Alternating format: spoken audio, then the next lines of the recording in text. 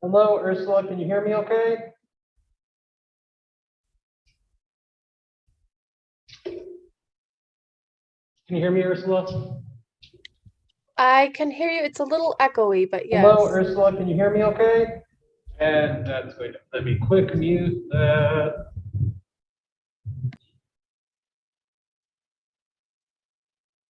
Okay. I forgot to do that.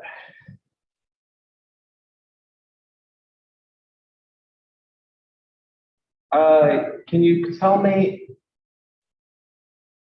do you hear the audio for this clip?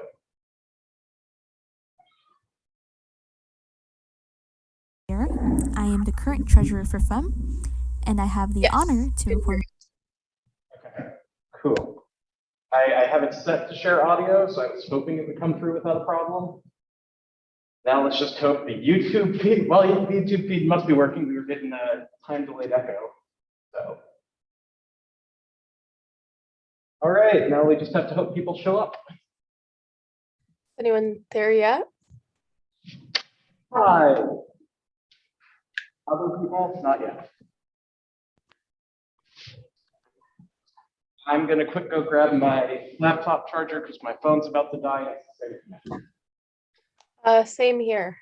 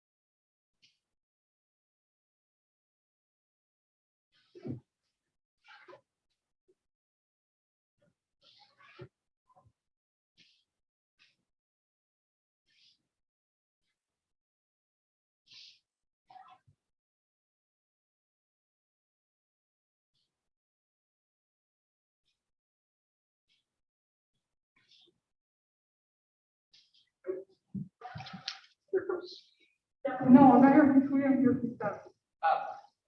Okay. Okay.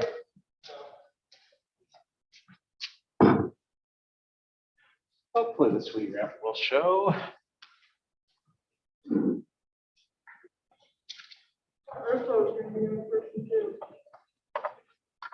She's feeling sick, so I think she's trying to go home.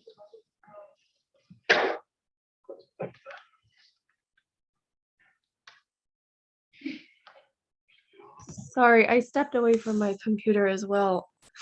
Is that Masha here?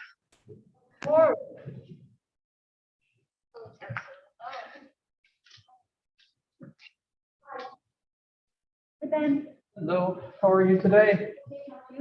Good. Wondering where some of our participants are, but hey, I don't control other people. Yeah. That. Yeah. I wasn't really sure what you needed to do, so I'm here. Same thing as last time, just answer questions. So, And I'm happy to do yeah. that. That's kind of what my impression was. Yeah. Just show up and be sure. That was After my that. No worries. Yeah. Not really, or You're on time. Are you sweet? I am sweet. Okay, awesome. So we've got all our presenters. Oh, Ursula, quick question. Or, I'm sorry, what's your name? Masha. Did either of you want to speak after the video? Yes, I sent you a message, Ben. Sorry. No worries. I have not been checking my phone because I was grabbing food.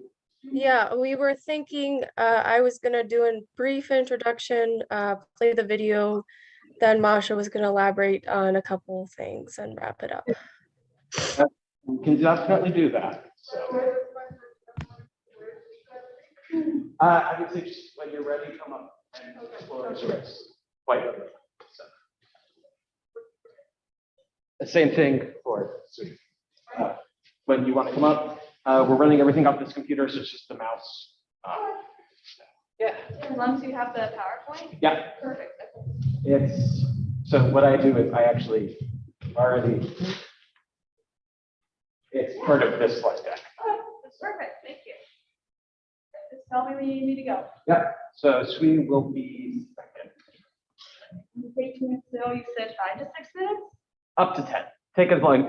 We've had some people back out. Things seem to have gone slower than we were anticipating. So if you want to take a little bit extra time, should be flexible. Hello, Dean Himes. Hello. We'll hopefully get started in just a minute or two.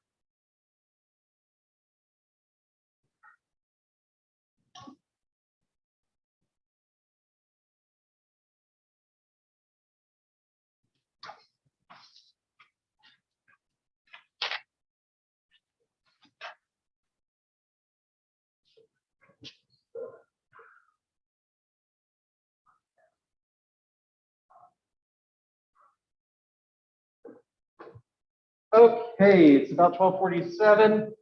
So let me close the door and then we'll get started. Okay. Then we'll wait for Dean's test. There she is.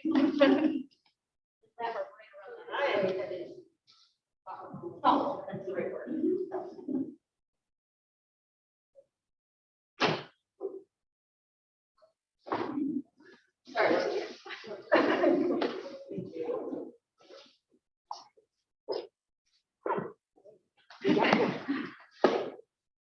All right, so sorry for the slight delay. Thank you for coming to the second SGA General Assembly. This is something our Constitution tells us we're supposed to do to help keep the student body informed and to help people communicate better. The last one was just sort of a general get to know some student groups. This one, we thought we'd go a little more topical and focus on women's issues. I'm Ben Barber, I'm the current SGA president. Our agenda is we have some org presentations by Fem and SWE. YSIS also provided some information, so we may be sharing that with you. Unfortunately, all of their exec board was busy today. And then we'll have a chance for student question and answers. So first is the female empowerment movement, FEM, and I believe Ursula Hirsch is going to introduce us to that organization. Yes, thank you so much, Ben, and I'm sorry I couldn't be there in person today. We have a short video that's going to give a little bit of an overview of the female empowerment movement, or FEM, who we are, what some of our ongoing projects are, and then immediately following that, our head of events is going to go a little bit more in depth about some of those projects and elaborate on some of our upcoming goals. Thank you, Ben. Hello, everyone. I hope you're all doing well. My name is Angelica Madeira. I am the current treasurer for FEM, and I have the honor to inform you about our amazing organization, FEM, which stands for Female Empowerment Movement. So, let's start off with our mission and goals. It can sometimes be really easy for women to feel isolated and struggle to develop female camaraderie in an intensely male-dominated school. That is why we thought it was necessary to create FEM, an organization that focuses on creating a community and space for support, protection, and solidarity for women. FEM helps provide resources, services, and support needed to create a healthy, inclusive, and safe environment for women on campus. It has come to our attention that many of the students at IIT lack fundamental knowledge in several critical areas, including consent, rape jokes, and practicing safe and respectful sexual behavior. That's why we prepare and arrange informative events and presentations for IIT students to learn more about these issues and how we can combat them. We've also had fantastic opportunities to partner with other IIT organizations, including WeSTEM and SWE, and other external institutions like Resilience to host events and presentations. We also intend to create support groups for students who have experienced forms of sexual assault and or harassment, as well as students who are committed to combating rape culture to share their experiences. FEM focuses on topics that women often feel shameful or embarrassed to approach or talk about. One of our areas of focus is sexual education, as we hope to increase knowledge and improve attitudes related to sexual and reproductive health and behaviors. We also focus on how women can cultivate healthy relationships with themselves and with others, especially on achieving consent in relationships. We also address the conditions and safety of women on campus. This includes discussions on improving the Title IX process and the Title IX trainings here at IIT. We also speak on issues concerning sexism, the adverse effects it can create, and how we can combat them. The organization is very aware that there are students that have never received any form of education on these sensitive topics, and we think it is necessary to inform and create fruitful discussions on how we can improve upon these issues and topics on campus. FEM comes with a variety of student benefits. The organization always ensures that every member can feel comfortable and safe to share any of their issues and experiences. FEM often refers and connects students to conference opportunities and services on or outside of campus. FEM also fosters a community where students who share a common interest in addressing the problematic attitudes and behaviors towards women or improving campus response on sexual assault and harassment can unite. As of now, FEM is working on a multitude of projects. FEM's main project right now is the establishment of the Women's Center. This is a cooperative effort between FEM, WeSTEM, SWE, and IIT's administration to create a physical space for women in the university and community to feel protected and supported. The organization is also dedicating time to establish support groups for victims of sexual assault, sexual harassment, and rape. The executive board has also been putting extensive effort into networking with organizations outside of IIT to collaborate and expand their services and programs. This semester, FEM has been more attentive in improving Greek life's policies regarding consent and sexual violence. FEM already organized speaker events in partnership with Resilience for Greek Life.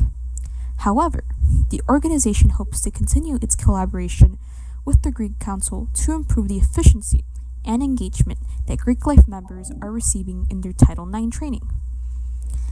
By next semester, FEM will conceivably start hosting self-defense classes for women. The project is still in a very premature phase, but the exec board has been in contact with a potential trainer to teach the classes. This is a list of FEM's current executive board and advisors. Ursula Hirsch is the current president. Kimberly is the vice president. I am the current treasurer. Vanessa is the media chair. Elizabeth is the secretary, and Masha is the head of events. Our current advisors include Margaret Power, who is pictured on the left. She is our primary advisor, and Janelle Davis, who is pictured on the right. She is currently our secondary advisor. And lastly, I have provided 2 QR codes. The first QR code is for anybody that is interested in following us on Instagram. The second code is for anybody that is interested in visiting our Linktree, which includes links to our Slack, conference opportunities, and services for sexual assault, sexual harassment, and rape. And that's all I have for you, so thank you so much for watching.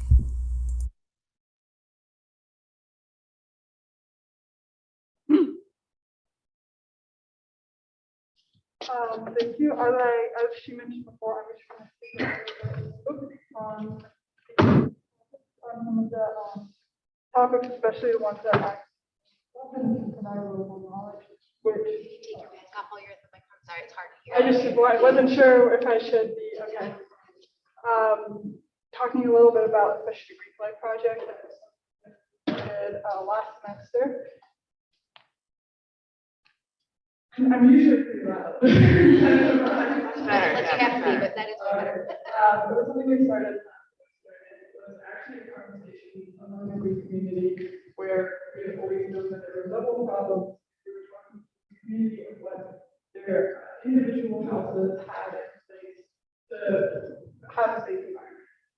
And I, as a woman, especially with returning houses, saw some gaps, right? There were all things that were very well intended, but I didn't. I could see where they could also be misused. And so that started a lot of the collaboration, and we've expanded it to also include that we wanted, especially with the other to figure out what's a better way to talk about consent education. Because, well, I think a lot of us are doing that. The problems in the US. So I've been talking to a lot of members of the cross community, minority members, at the end of the day, I think the training members are going to give more insight on how to prevent violence than females will. And so the first big project, which she mentioned that we were able to successfully do this year, was we had Resilience coming in to give presentation. Resilience is about consent, and they focused on making it a trauma friendly and B, talking about areas of consent that are talked about, such as just to provide that. We have also future plans. We want to talk to individual houses again, those rules and policies that they may have in place, just trying to collaborate with better. And we're also sort of in the process of talking about, can we have casual conversations about consent, where if houses can once a month have 30-minute consent conversations among the people that they respect and know is that going to provide an environment for more conversation and maybe a presentation. I'm just speaking to people. With this collaboration, which has been great. We're also, I'm talking a little bit about the self-defense classes, which we're in early next semester. And collaborate with both sororities, ASA and Kappa. And we have amazing instructor coming in. Her name is Caitlin Morgan. Hope so. But she has some experience, and she has a lot of self-defense experience. So we're super happy for 3 classes. She is really offering that to all, not only sorority members, we're offering sorority members, but to all IIT members. So this is something we're going to keep, just to, again, have that sort of safe environment. But it's something we're going to offer early next semester. So that's it for me. Thank you.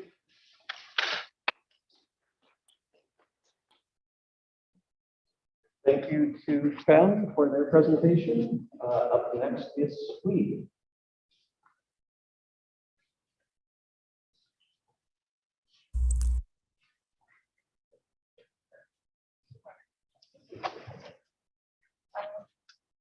Is this good? Okay, perfect. So given that it's 1 o'clock, I think I would like everyone to get lunch. I don't know about you, but I'm hungry, so please get your lunch. I don't want you to have to wait till the end of this. I might just be the only one. Okay, good. Yeah, please walk over and get your guys' lunch real quick. You're off, at least that's okay. Well, everyone's getting their food.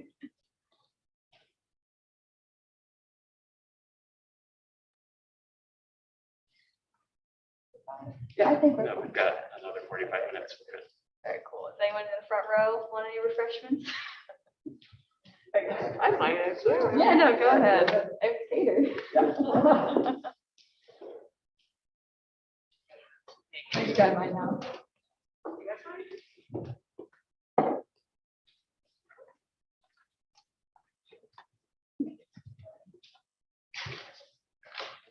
Everyone good? And how do I flip through the slides? Just mouse.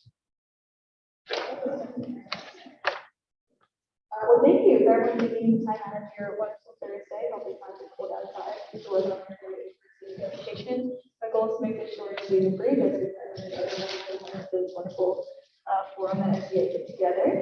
So I'm representative of the Society of Women Engineers, or SWE, however you wish to pronounce it. It's a little bit easier to say, I think. So I'm the current corporate chair on the executive board of the Society of Women Engineers. I'm the current 3rd year engineering student in Armor College of Engineering. And I'm going to dive into the different scopes of what SWE does and how essentially our idea why we believe we were invited to this presentation today is we like to address these issues that was brought up today for the purpose of our meeting, and how we like to provide opportunities through SWE that we wish our members or SWE use the people to drive towards solutions. Sorry, that was not cool. Ooh, am I doing this right? There you go. All right, sorry about that. Thank you. So additionally, this is the mission that is granted to us by our national chapter, which we choose to empower women to achieve their goals and careers, not just as engineers, but also as leaders. And then by doing that, we hope to then expand the image of the engineering and technology and STEM professions as a positive force, and which we then improve quality of life and demonstrate the value of diversity and inclusion, just this field, but also in all aspects of our careers. And I'm going to dive into the brief diagram visual representation at the bottom of the slide. So we are the, you guys see my cursor actually perfect. So we are this, we are the light pill dot here. So this is the student chapter here at Illinois Tech, and that is the Society of Women Engineers IIT. That is the exec board that I serve on. That's what most of the SWE events on campus advertised for. Because we represent the current student population of IIT. Also, we are then of course affiliated with the Armor College of Engineering. We also like to have relationships within just the community around Bronzeville and sort of release the people that we are closest to, we can see these face to face the most. And then beyond that, of course, we have the regional chapter, which is the library right here. This is the number of schools, not just technical schools across the Midwest, but schools to other high schools. Another extension of Chicago and other states. And then beyond that, of course, we have the national chapter, which is here this morning, here, which here is we can serve under as an active chapter. This is a national network of not just students, not just engineers, not just women, but anyone who looks to, is trying to improve the quality of life and advance the professionalism and the ability and qualities of those who wish to serve in this program.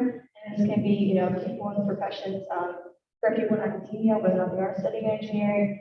There's a lot of Fortune 500 companies, such as the one my father works for, and a huge new representation and representatives of not just active members, but also as additional people they see as a point of contact between the national chapter of SWEET and their own company. So a large portion of what not just the outer circle, but all three of the circles here to focus on is professionalism and networking across any aspect that we can find.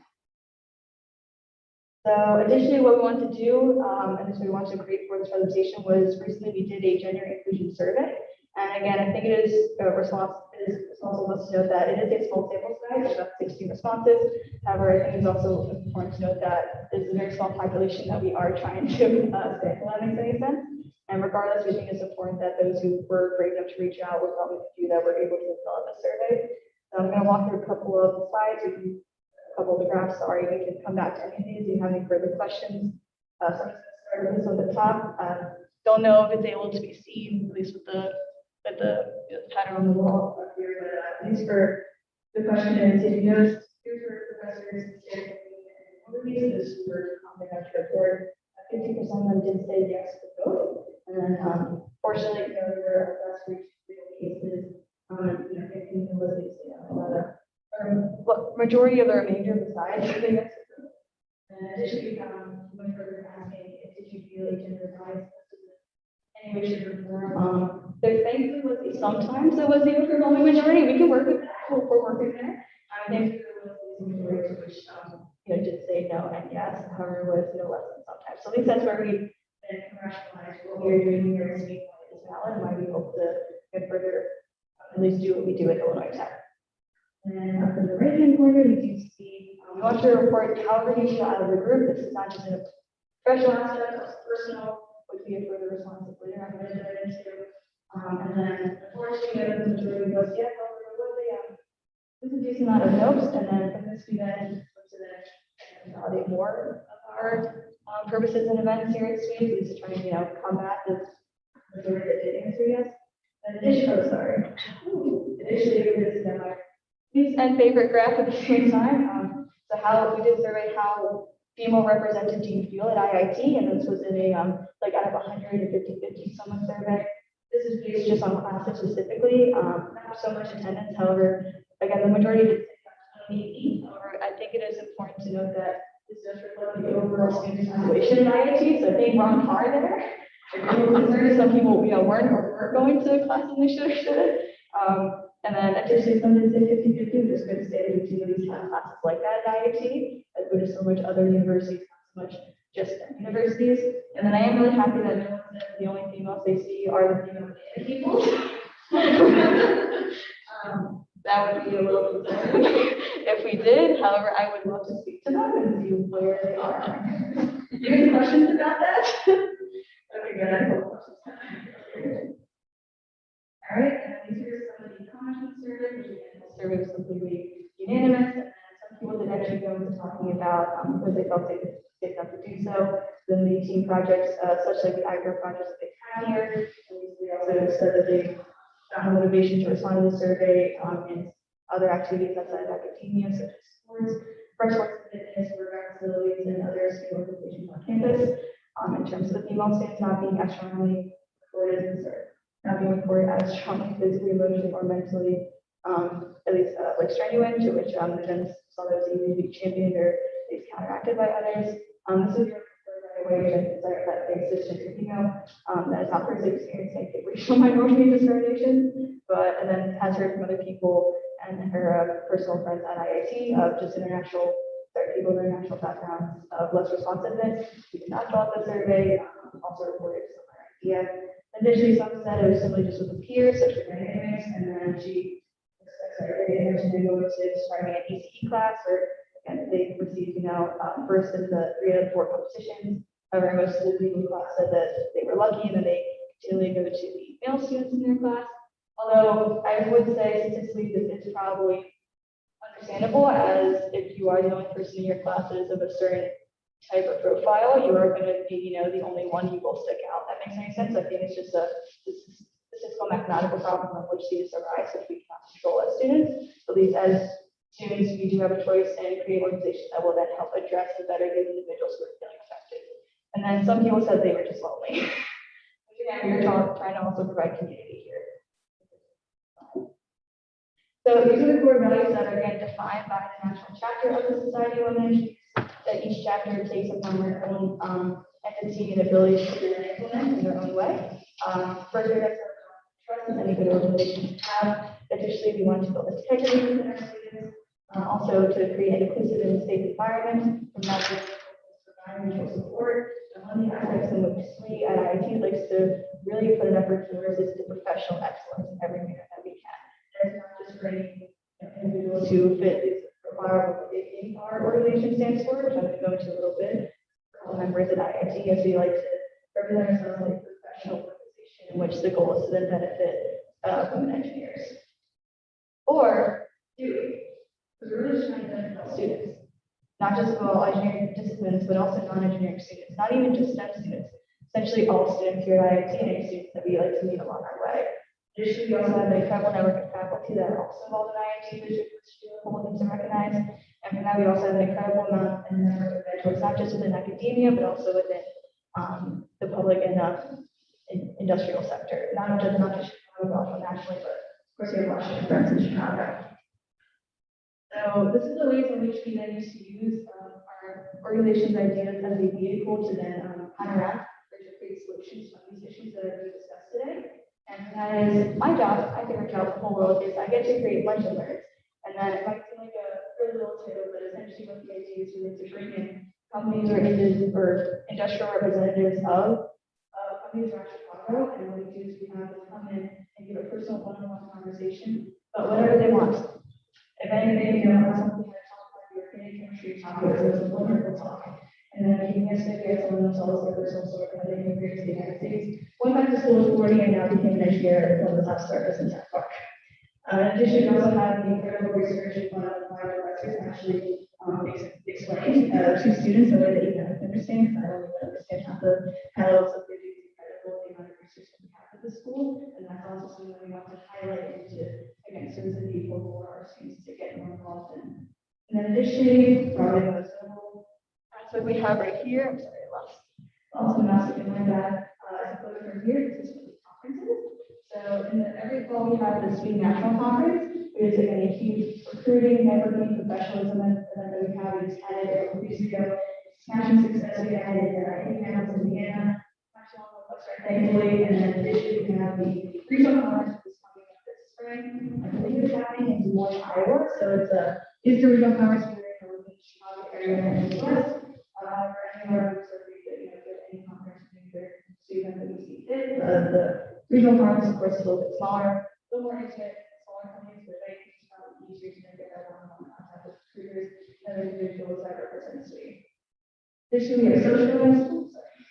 Additionally, we do have social events tonight. Actually, we're having a pumpkin cleaning and s'more event on the Greek Quad by the pavilion and by the like at the fire pit, essentially, right outside the quad. But you guys want to go because it is cold. Most of the parents this time of year. I'm probably eating a lot. And then additionally, we have a lot of game nights, a lot of student networking events. That makes sense. And we also have a bunch of ice cream socials and video beers for the area. Mr. Freshman and almost every day, which goes so that in the first, people before school is to say, yes, you don't have to be a third or fourth grade engineer, you understand what it is to be multiple students, feel comfortable to interact with us and benefit from any of our events. Additionally, we'd like to also, with professional workshops, to define, like to create, start standardizing between the two, which you can define both the same coding and certain skills. That will then, of course, once you combine with that, the individual as a whole. And then additionally, we have an incredible outreach opportunities this semester. I was in the community of Bronzeville or Bridgeport, really from Chicago. But thankfully, we have been able to reach out to fellow high school and even middle school students who want to be involved with me and figure out what it is, and hopefully get their hands dirty and be comfortable with the idea of engineering. And it could be involved with something much bigger than just like a science class in middle or high school. And also, not least, we have an incredible Six Flags, I must say. We have a wonderful merchandise store. We actually have an in-house office location at IIT in Brooklyn Hall.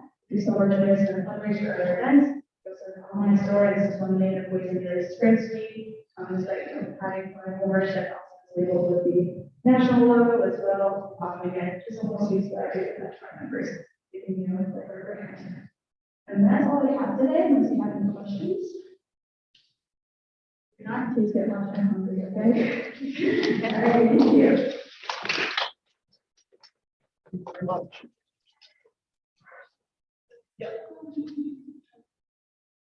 Oh, Ursula is having audio issues. Okay, I think it's because it uses that mic for the online component. It's hard. So it's one of those, you need to project in both directions at once a little bit. That mic is normally pretty good about picking up the room, but if it's being a little difficult today, I'm sorry for that. We will make it clearer next time that we need microphones. And last but not least, Women in Cybersecurity wanted to share some of the activities they do every semester. Unfortunately, they weren't able to join us today. So they wanted everyone to know that every semester, they run a mentorship program that pairs students with cybersecurity professionals to do mentorship in the field. They facilitate career prep workshops that focus on resume improvements, and they do mock interviews and salary negotiation practices. So that way, their members are better prepared for actually entering the workforce. They host guest speakers and skill workshops so students can gain more knowledge about the field of cybersecurity. And they also host social gatherings to decompress during exams.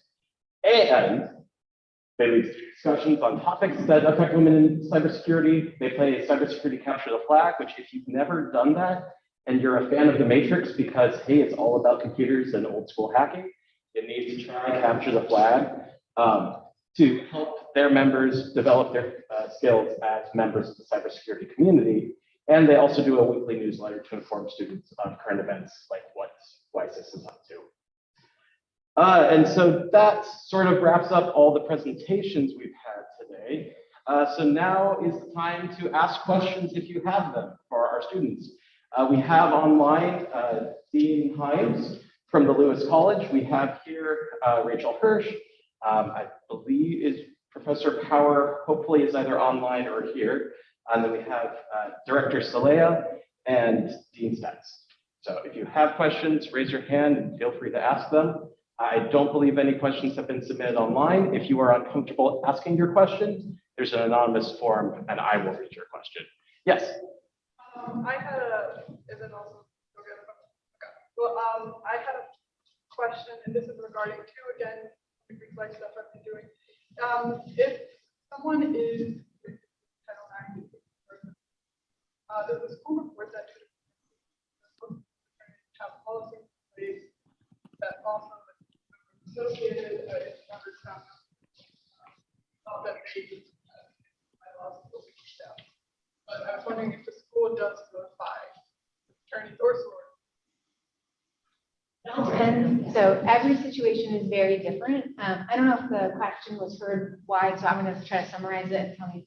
So the question basically is if a member of a fraternity or sorority is involved in a Title IX case and someone's found in violation of our Title IX rules and regulations, does the school actually inform the fraternity or sorority of that violation?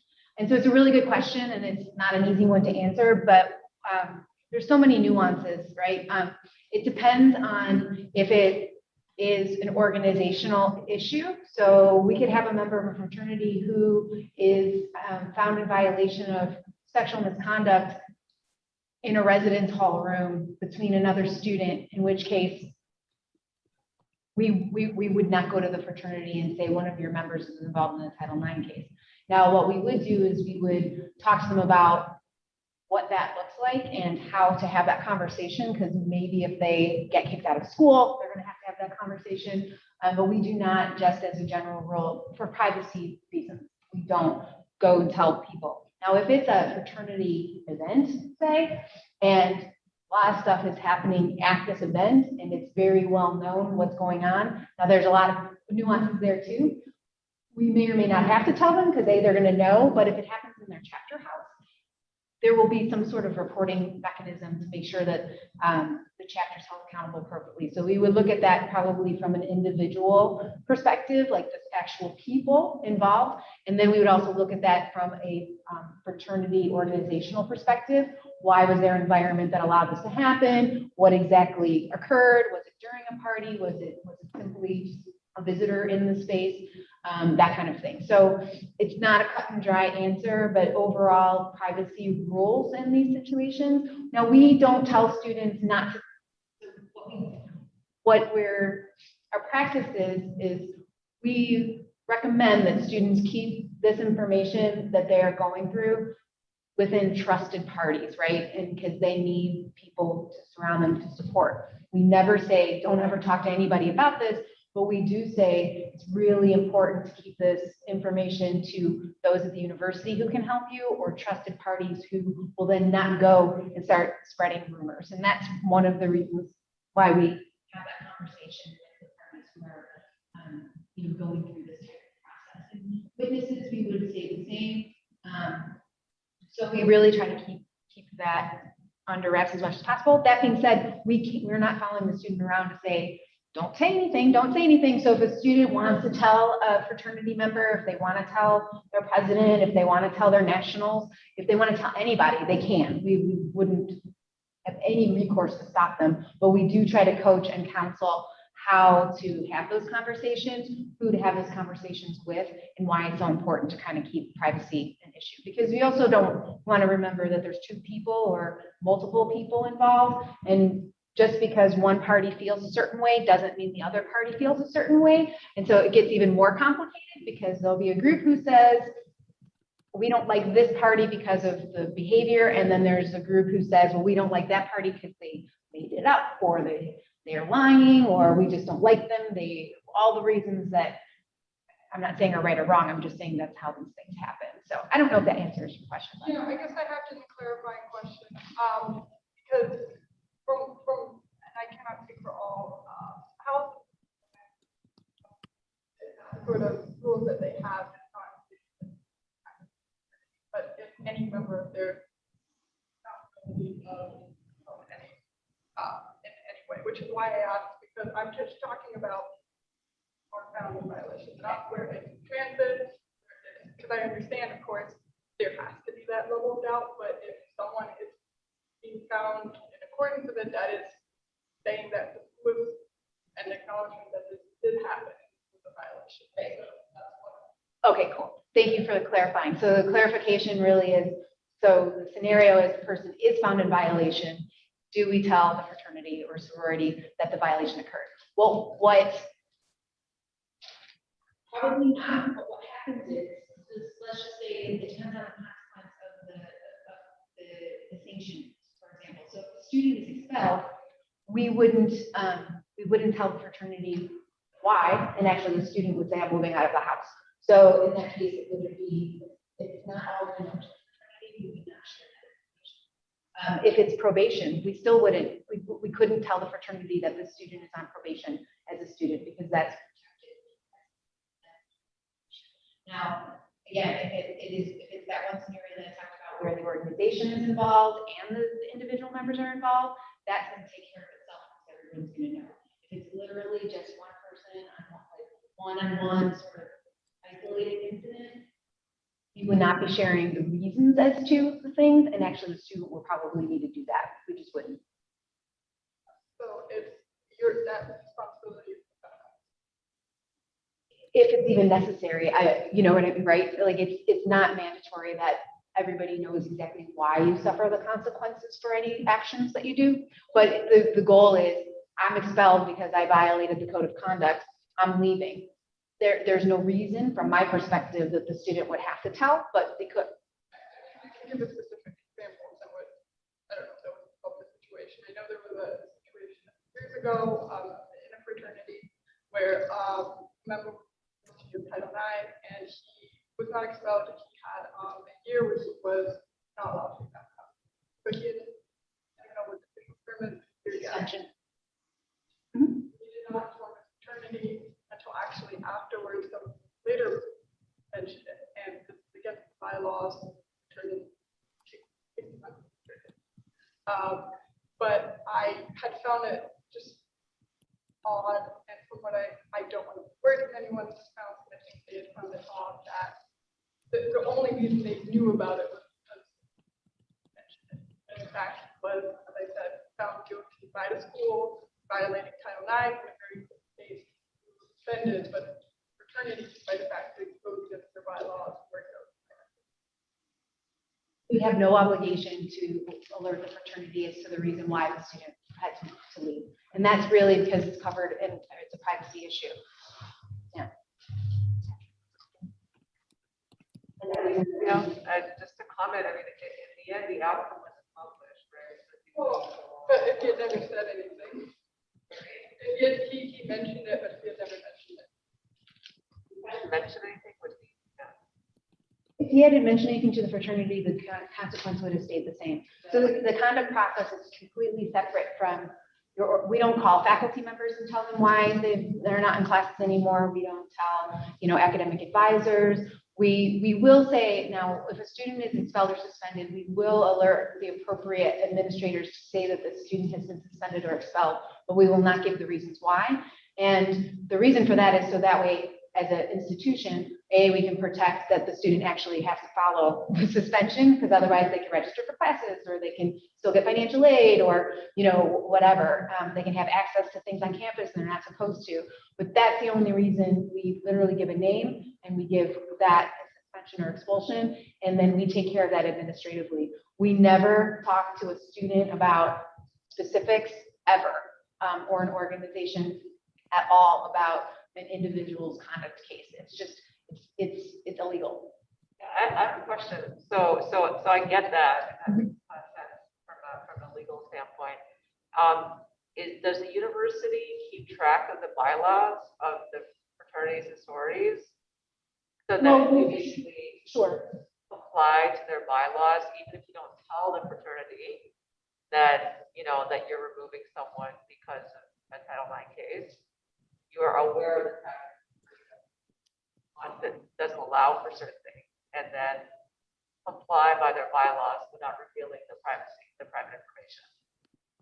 I would have to, we don't get that deep into their bylaws. The universe, so within an organization's bylaws, if there is something that's written that mandates administration to do something, that would be an interesting conversation that we've never had. So I'm not saying we can't have it. I'm not saying it would end up us actually doing it, because I don't think we could do that, but I would absolutely love to have that conversation and understand it. If the reason you're asking this question is because you feel that it makes people feel safer, or I'm not exactly sure the reason for the question, which maybe we could just talk about maybe offline, because I would like to understand that too, to make sure that I'm seeing this whole picture. Yeah, I have that conversation. More of a gap that, but yeah, we can,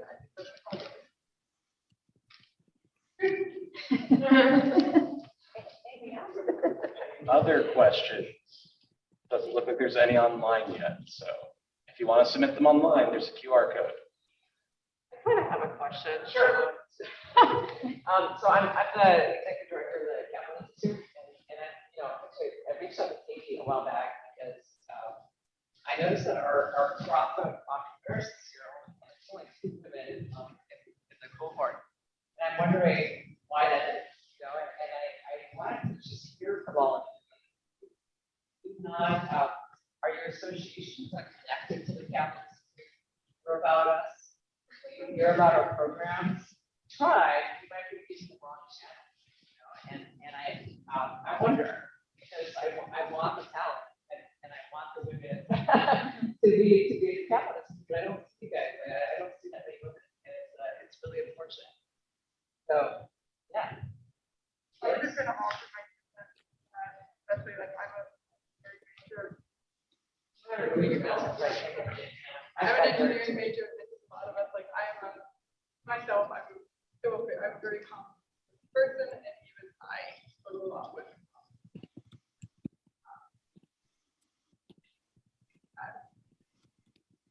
You're like, not for me. No, it's not for me, but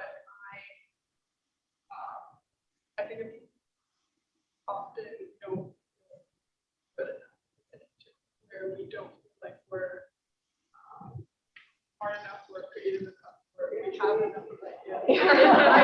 I'm battling it all the time, but that is something I think a lot of women struggle with.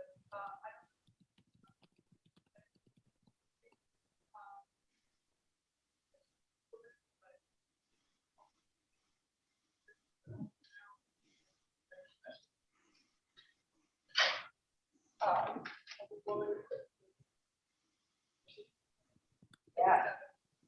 You're having this group of women meeting once a month and bringing kind of women entrepreneurs and talk about our lives as well. So it's part of that.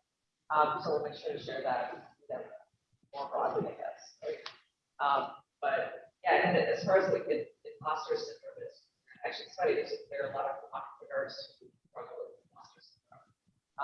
And it's you're kind of like sometimes you feel like you're on an island by yourself. So you can be an imposter. But yeah, you have like it's not yeah, I mean it's hard to be an entrepreneur, but I mean the idea of as long as you're willing to tinker, you don't really need to know how to just be willing to tinker and figure things out. That's what entrepreneurship is all about. One of the resources, of the knowledge market, and there's no one to teach you what to do. So you just have to kind of figure things out on your own. But it's not like there's no requirements. Right or you don't. I went to Chicago. Yeah.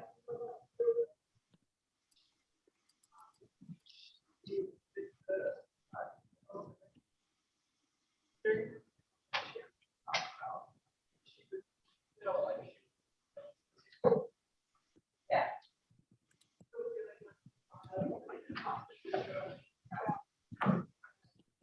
I remember it.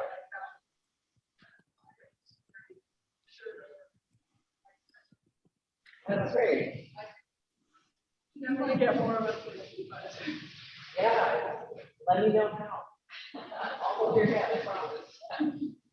Yeah. One of the things that attracted me when I think I was like a sophomore and I got really involved with Kaplan was Ethereum. And at that point, Katya was the president, and she always involved more women to join Ethereum, and that's how I knew about the pitch competition. It was mainly about entrepreneurship.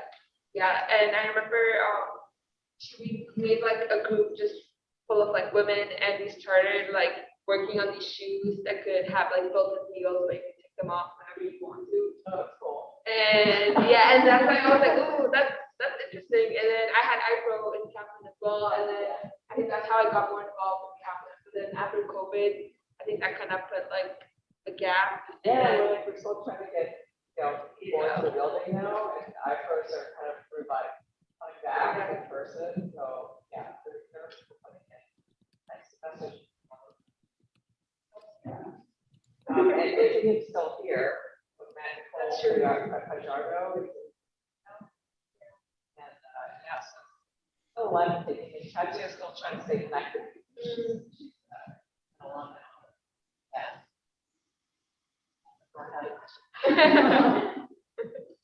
Other questions or discussion topics people would like to discuss?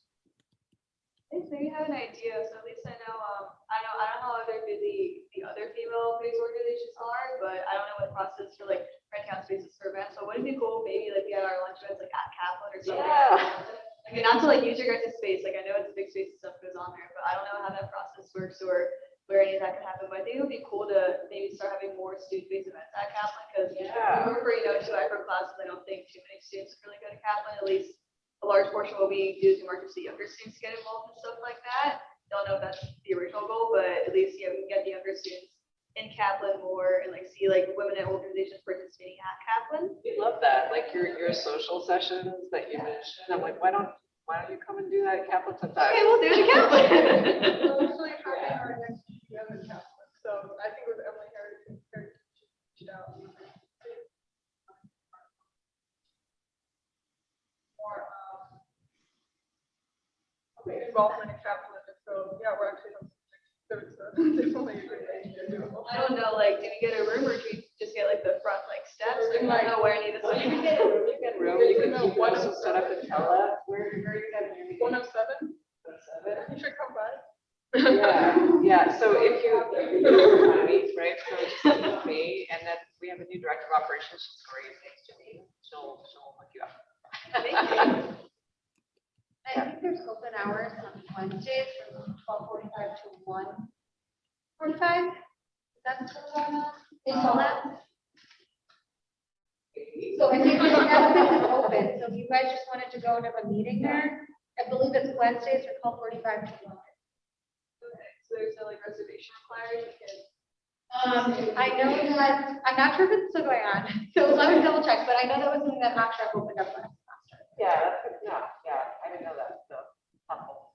The exec boards I'm on love having meetings in Kaplan. Like we always say that we try and meet in Kaplan if we can, so we'll keep trying doing that. Yeah, we'd really like that, we welcome it.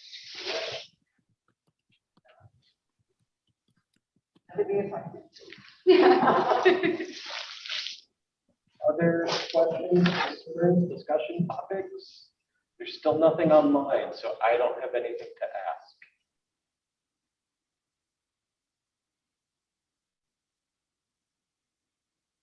If not, then I guess maybe we could break into small group discussions or something where people can just chat. Thanks everyone for presenting. Thanks everyone for coming today. Thank you to our orgs for presenting. Thank you to our people for being here and for the really fascinating discussion. And thank you for the students who came and participated. It looks like there's a chat online. Repeat the question, please. Okay.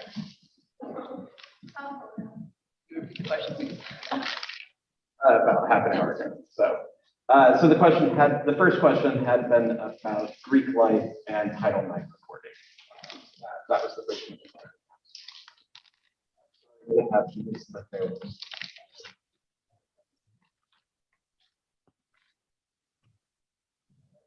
Well, thank you again, everyone, for coming.